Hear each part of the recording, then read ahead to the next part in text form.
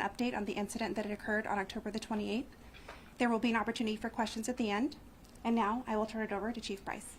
Thank you. So again, thank you for being here. Chief Randy Bryce with the Queen Creek Police Department.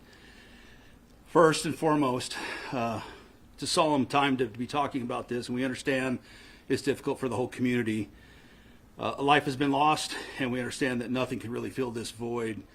But I want the community to know, especially, that we're working diligently to bring justice to the victim.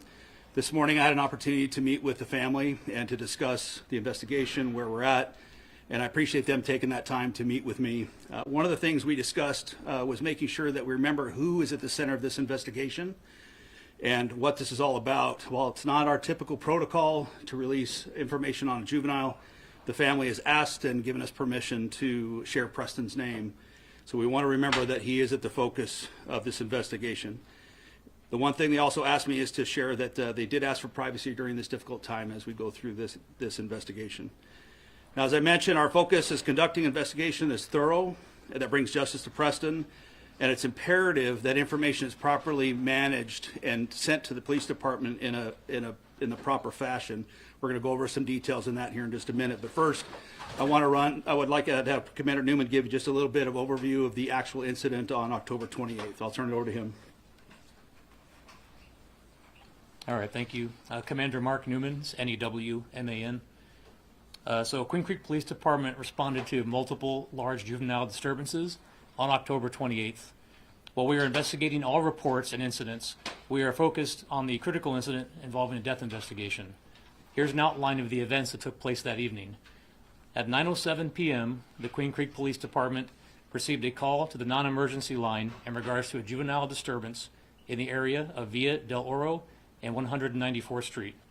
Officers responded to the area and located a number of juveniles leaving the area. No illegal activity was observed at that time. Within a few minutes, the officers on scene were diverted to a high priority call with a potential crime in progress. At 9:49 p.m., QCPD received a 911 call in regards to an assault in the area of 194th Street and Villa del Rancho. Officers there discovered a victim, later identified as Preston Lord, in the roadway, and officers administered life-saving efforts. Preston was transported to the hospital with life-threatening injuries. Sadly, on Monday, October 30th, Preston passed away in the hospital. While we are waiting for the findings of the medical examiner, our department is investigating this as a homicide. As part of the investigation, we requested information from the community. We appreciate all the community's help in providing tips. As of noon today, we've received 76 tips from members of our community, and we're diligently working through each of those tips to vet the information, to include several investigative leads. We ask our community, if anybody has eyewitness information or a video of the assault, that they call our non-emergency line at 480-358-3500. All other tips that are not eyewitness testimony or eyewitness video can be submitted through email at qcpdinvestigators@queencreekaz.gov or by telephone at 480-358-3575. And please reference case number 2023-26401. We're also aware of many rumors that are circulating on social media. I want to take an opportunity to address a couple of those today. The first rumor is that officers were on site during the party. We can confirm that no QCPD officers were called to the residence where the party took place, and no QCPD officers responded to that party until after the assault took place. We are aware of other parties that took place in that evening elsewhere in the town, and we know some of the tips we've been receiving are from other party locations. The second rumor to address is that there were many calls that reported this party and the QCPD did not respond. Based on what we know now, or know today, QCPD received one call to the non-emergency line regarding the neighborhood and one emergency call to the intersection of 194th and Villa del Rancho for the assault incident. Several additional calls regarding this neighborhood did come in after our officers had already arrived on scene to investigate the assault. And it's also noted that other calls came in that night were other disturbances or gatherings elsewhere within our town. With that information, I want to turn the microphone back over to Chief Bryce.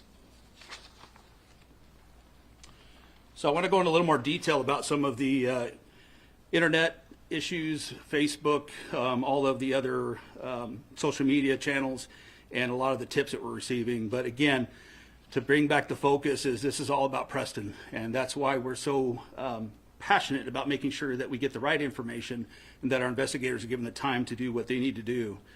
So again, our hearts are out to the family on this. So as Commander Newman mentioned, we're working through a large volume of tips. While we have somewhere, 76 tips so far, we also have received at least 400 posts or comments on our social media channels. It's imperative that those tips go through the police department in the manner that we've already described, not on social media. While good intention, these postings on social media could possibly jeopardize the investigation. And when the tips aren't sent to us directly, it reduces the number of resources that can be focused on the actual investigation. It's also imperative that we vet every single tip that comes out, and we're working diligently to make sure we do that. Now, particularly, we have a lot of other multiple large gatherings that are being confused with this particular event, and we're getting video and information from these other parties that are allegedly related to our event. So we're having to go through each one of those independently. Please do not post information online and expect that that is a tip that is going to be easily accessed for us. Contact us through the means that we've already indicated. One of the other problems that we've been seeing is that the public posts lead to misidentification and targeting of individuals in the community that may not even be associated with this particular event. And we want to caution people about doing that. We also want to remind everyone that while we're investigating this incident, our investigators are very busy, but we don't want people to take this social media information and use that to approach or attack individuals in the community that they think might be associated with this call. Not only could that be illegal, but it could jeopardize the investigation in general. And again, this is all about getting justice for Preston. We are investigating all aspects of this case, including individuals that may have hosted, attended, or somehow involved in this incident. So it's rather cumbersome and a vast amount of information that we have to go through. One of the things that we're hearing, again, that Commander Newman brought up is that other people believe that a lot of neighbors have been calling in for hours. We can say, again, based on the information we know now and today, is that one call for service was sent to us for this event or in the area prior to the assault call. And I want to reiterate to the public that if you see something, please say something when these types of events are happening in your areas. Also of note, we'd like to encourage our residents, if they see any type of large gatherings in the future, while not necessarily illegal in and of itself, we will respond and investigate and figure out what type of violations that may be present, but our main focus is to keep the community safe. If you're involved, and this is one of my last statements before we take questions, is we want to encourage that anybody that's involved, has firsthand knowledge of this information, to come forward. If you're a witness or you're involved directly, we encourage you to do the right thing and come to us and talk to us about what you've seen or what occurred or what you're involved in. So with that, we'll open up to questions. And we have a few minutes to do that, so we'll give you some time. Yes? So are you saying at 9:07 when officers first arrived, did they see the streets lined with cars, teens walking around in Halloween costumes, and open alcohol like neighbors saw? Did they see that?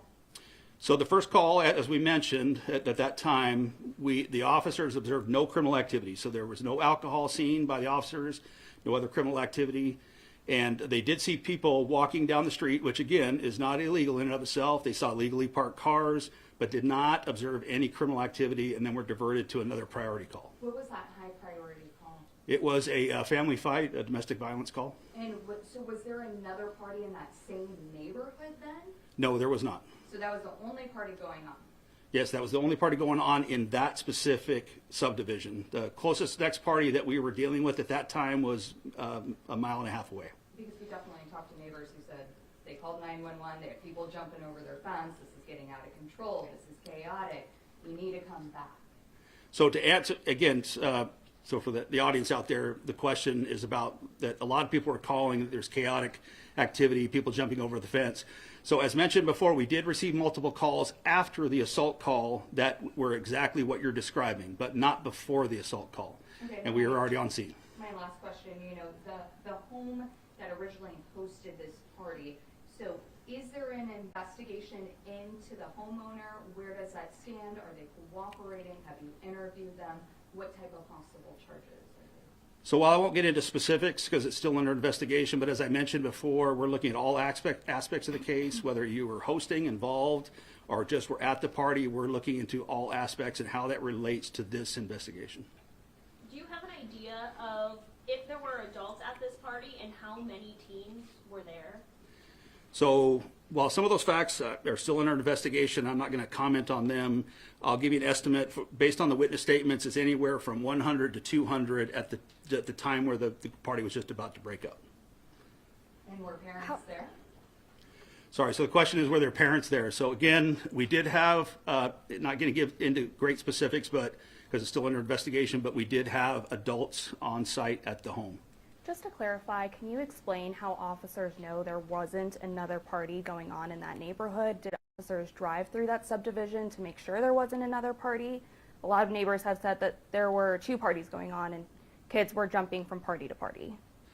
So the question is, how did we determine whether or not there was another party in the area, and that the fact that there were people saying that people were jumping from party to party?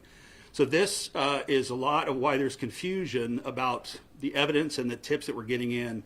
Is what we can gather is that it's most likely referring to the party that was about 1.5 miles away. We, as part of our investigation, had canvassed most of that neighborhood. We were driving through the neighborhood. We had secured most of the neighborhood as part of the investigation. So from the time that we arrived on the call where the assault occurred, I can tell you that there was no other party in that area. And then also speaking with neighbors, people reaching out to us on our story yesterday, we've heard that there have been some threats. And so some people are afraid to come forward. Some people have video of the fight but don't want to get caught up in all of this. What are you guys doing about that? Is there a message you have for the community, or can somebody face charges if they're threatening that they might do something to somebody who comes forward? So I think there's about 4 questions there, so let me see if I can reiterate and respond to those. So the first part of that question is, were there any threats that we know of that are out there that are keeping people from coming forward? So while I don't have any specific threats that we've seen, what I can say to you is that we have concern about the social media postings that are, one, inaccurate, have a tendency to misidentify or target individuals, as I mentioned already. And so this is part of that effort, is to tell people, please stop doing that. It's not helpful. We want you to contact us through the means that we've already identified. And if there is any legitimate threats, we are working with either our agency or the agency that would be the jurisdiction to take care of that threat, to manage and investigate those questions. So was there a third question I missed? I think it's just, if people are feeling like they're afraid to come forward, can you clarify if they're able to do so anonymously, if they're able to send in some of these tips where their names are not attached to it? Yes, so we have several methods for people to report the tips. We want to get any tip that will lead us to further in the investigation. If somebody is an eyewitness or has direct evidence, we would really like to talk to those individuals, because it's important to be able to identify the source of the information. So that's more of an investigative thing that we need to respond to. But yes, we will take anonymous information. But again, what we're looking for primarily is if you were an eyewitness or have direct evidence of the video or other thing of the incident that we're talking about today. So do you have a suspect description yet? Do we know who we're looking for, or do you have video of the assault to know, an age range? Were these for sure teens, young adults? So great question. The question is, do we have video evidence and do we have a suspect? So as I've mentioned before, there's a lot of moving parts in this investigation. There's a lot of facts that we're going through and trying to identify those leads and investigative leads and witnesses. So we're moving forward. I'm not going to comment on necessarily exactly where we're at, but we're making good gains in the investigation. And when we get to the point where we're ready to make arrest, we'll make sure that that's announced, and we're ready to move forward. But right now, I can't comment specifically about those facts. Because we're dealing with kids that may have been underage, is there a potential for them to be charged as adults now that we're looking at this as a murder investigation? So again, we will work closely with the county attorney to determine the charging parameters of this case. So I'm not going to necessarily comment on that until we have all the facts in place. But yes, we will look at the full extent of the law to make sure that we are getting justice for Preston. We have time for one more question. On that first call, were you guys aware of a party, even though it may not have seemed illegal at the time? And was there any indication that the kids from that party were getting in their cars and driving to the other parties in other neighborhoods? So there was a lot of facts in that question, so I don't know if I can repeat it all, but I'll see if I can at least summarize in the answer. Is that when the officers arrived on scene, they first of all did not have any information provided by the caller of a party. The call was about teens walking down the street doing various activities. So we did not have any information about a party. When the officers were on scene, they did not see the party, observe the party, or any crimes in progress. And what appeared to them is that there was a large group of people leaving. Where they were going, I can't comment to.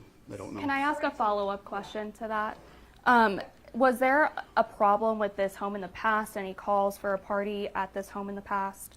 So those are facts that are still under investigation. We'll be able to release that once we get our full investigation done. I just want to ask really quick though about the home where the party was. Is there any indication that it just got out of control, that people showing up from high schools, multiple high schools, 3 to 4, that weren't even supposed to be there, that this became kind of like a social media address that got blasted that never should have been? So that is a fact that we are looking into, and it's a trend that we're looking at, but the details are still coming together, so I don't necessarily have the ability to comment fully on that, but that is an aspect of the investigation. Thank you. All right, that's all the time. All right, thank you. I have 2 questions. Your name. Sorry. Your name. Yes, sorry. Can I have your name? You sure can. Chief Randy Bryce, RNDYBRICE. And your name, sir. Sure. Mark Newman, Newman, that's Mark with a K. Are you a Commander. captain? Commander.